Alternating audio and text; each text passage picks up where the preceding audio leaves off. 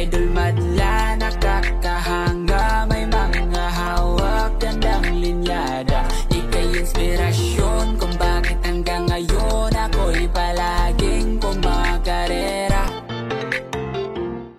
Hapon training tayo dito sa mga warriors natin mga kalapatid. Yan, pinakawalan ko na yan. So nirelease ko yan kanina doon sa mga Gedli. Gaya nung dati natin ginagawa sa Daronary. So ayan na nga sila, waiting lang tayo na pumasok. Nilagyan ko na ng konti patoka sa taas, tapos nilagyan ko na rin yan sa loob. Para kung gusto nilang pumasok, eh pwede na, ready to fight na. Ngayon ito, pakain na tayo dito. Naglinis kami kanina dito mga kalapatids. Ayan, patulong ako kay Madla 3. So kita nyo ilalim ng ano natin, ng kulungan. Ayan ang poops nila oh. Pasintabi sa mga kumakain. Lagyan ng pang spray ko. Ano to? Malatayon nilalagay ko dyan mga kalapatids. Ini-spray ko yung mga sulok. Pero kanina, hindi ako napag-spray. Ganyan na yung tsura. So, kita nyo, ayan o. Effective din. After ng matagal na di natin paggamit ng powder, effective din siya. Masasabi kong effective. No, kasi wala masyado kung naamoy mula nung naglinis tayo. Hindi amoy kalapati. No? So maganda siya, ay namumuti yung saigo. So dito namumula kasi dahil sa ano to, dun sa grits. Pero okay siya, maganda siya. Pang disinfect, yan pati dito sa mga ano natin, oh. Mga hapunan, yan, malinis na. Dito rin malinis na kahit napapano, hindi lang sobrang linis. Ayan, kasi bumabalik din kaagad. Ayan. Pero mas malinis kung na-vacuum. Medyo makalat lang ng dyaryo. Ayan, pero overall okay naman yung mga kalapati ko. Punutin natin yung dyaryo. Ayan. So nagja-dyaryo kasi ito talaga. So, bukas balik ano tayo, balik pairing ng mga warriors natin. Ayan, ang dami lumilipad na ano nung kalapati. Ang dami pa rin nating kalat, pero at least mas malinis na kaysa kahapon. Okay no, wala nang kalat yan sa sahig. Ito na lang, mga kalat na lang ito. Tatanggalin ko na yung mga to. Lipat natin ng pwesto yan. Yung mga pang paraphernalia natin.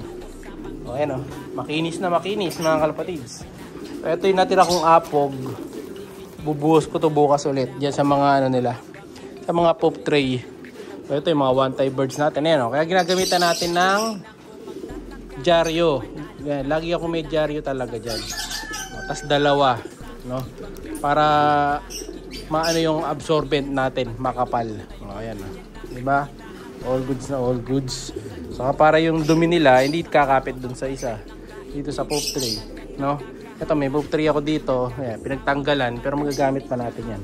Ito wala nang pop tray to kasi sobrang dumi na kaya pinalitan natin. Ito, ayan, ganun din. Sobrang dumi na to kaya inalis na yung dyaryo. No, ayan mga kalapatids. So yung mga pinagparis ko umitlog na. Good news. Ito. So, tulad nito, umitlog na mga kalapatids. Ang problema, umitlog nga, di naman nililimliman.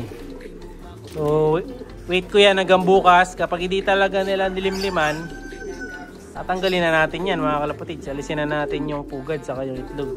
Kasi nagkakapops lang. Ayun, may pops na nga eh. No? Try ko ilipat sa iba. Unlike dito, oh, ayan oh, ito umitlog no.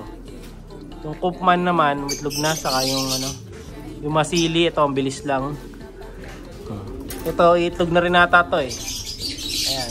Sinamahan ko ng ano to, ng ibang kasama kanina. Ito yung dalawa na to.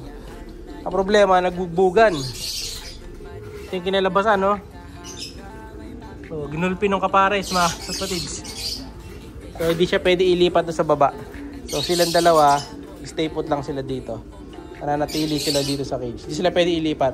Tapos yung dalawa kong young birds, ito naman, mga kalapatids, oh. Meron tayong dalawang young birds dito. Ayan. Alphonse Imbrek. Ayan, gaganda mga kalapatid. So, ang popogi na oh. Mga macho. Kakalipat lang nito. First day pa lang nila. Ayan. Oh, nasiyap pa na. Siyap na nasiyap yan. Ayan. Wala pa lang patukaan. No? Lalagyan natin patukaan dito. Baka ito na lang siguro yung kunin ko. Or kuha ko ng bago. Ayan, kasi yung nanay nila, ito yung magulang nun. Checkered saka red check ako ba't blue parang nilabas nun. Oh, ayan oh. Itlog na to ng second egg ngayon eh. No? So magpapatuka na ako. Actually ready na yung patukaan. Ayun yung mga one-tie birds natin, bubaba na doon. Oh. Papasok na mamaya yan pag nagutom. no? So papatuwa muna ako. Tuwagin natin yung mga hen ko.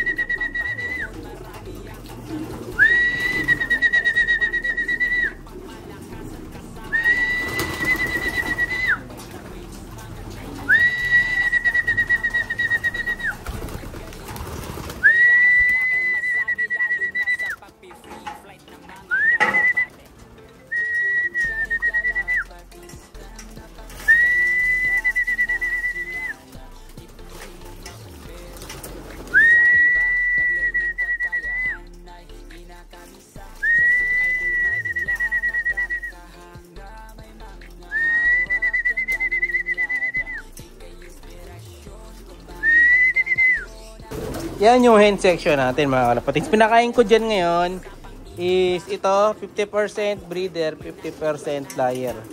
Yan. Ngayon lang nag 50-50 to kasi nagpapares nga tayo mga kalapatids. Pinapataba ko muna silang konti. Pero pag natapos na, nakapili na ako ng mga lineup natin. May mga cage pa kasi ko dun eh. Baka another 8 pairs pa. Eh, puro flyer na ulit. Babalik na natin sa pure flyer. So, para lang tumaba sila. Yan. Kasi hindi natin pinapataba eh. Ayan. Pareho dito mga kalapatids. Ayan. So, ganun din. Tagalin muna natin yung tubig. Ayan. Yung ano to eh. Bitmin Pro to eh. Shoot ko lang dito sa kanal. Ayan. Basta yan. Let's go. Tawagin na natin sila.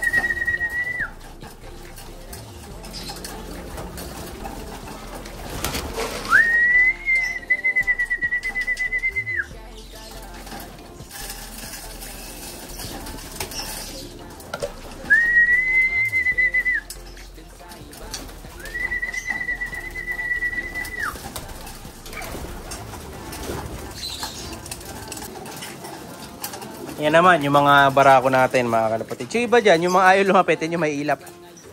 Ayan. So, nagre-reserve pa ako ng spot para dun sa isa, dalawang pula. So, kukunin ko yung dalawang pula para mapares.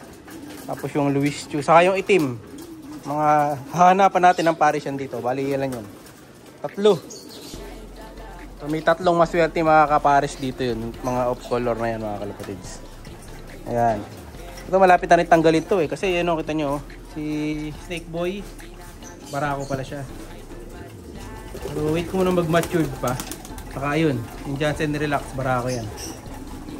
Dapat dito sila sa kabila. Hindi pa naman pumapares. Kaya hayaan ko lang muna dito. Pero di sila pwedeng magtagal dyan. No? So, hanapan natin ng mga kapares yung 3 na yun. 2 pula, saka 1 black. Yung black sa blue bar natin papares. So, siguro dito ko papares yung black. Ayan, dito. Ayan, sa 2 na. Sa isa na to. Dito ba? Ay, Japan yan. Japan, hindi pala dyan. Yung Taiwan ko na blue bar, doon ko papares yung isa. Hanapin natin yung blue bar na Taiwan. Ito. Yan, ito. Yan. Ito, uhaw na to. Ito, maamo to, mga kalapatid. Yung pula na to, ito. Laging nalapit to. Masili yan, masili. Yan. Kapatid nung full seed to nung Tacloban natin. So, ayun, may isa nga pala tayong bibi doon kung napapansin nyo. May napisa na bago. Nag-iisa. Ayan, wala na kasi yung barako natin dito mga kalapatids. Yung barako natin na pure itik na dedo na. Bigla na lang lumutang dito. Ako, nakagat yata ng ahas. No? So, bangkay na lang nung nakita natin eh. Pero ayan, may nag-iwan nga siya ng isang anak. Ayan. Isa lang. So, ganito din magiging future niyan. Mga buknoy na bibe.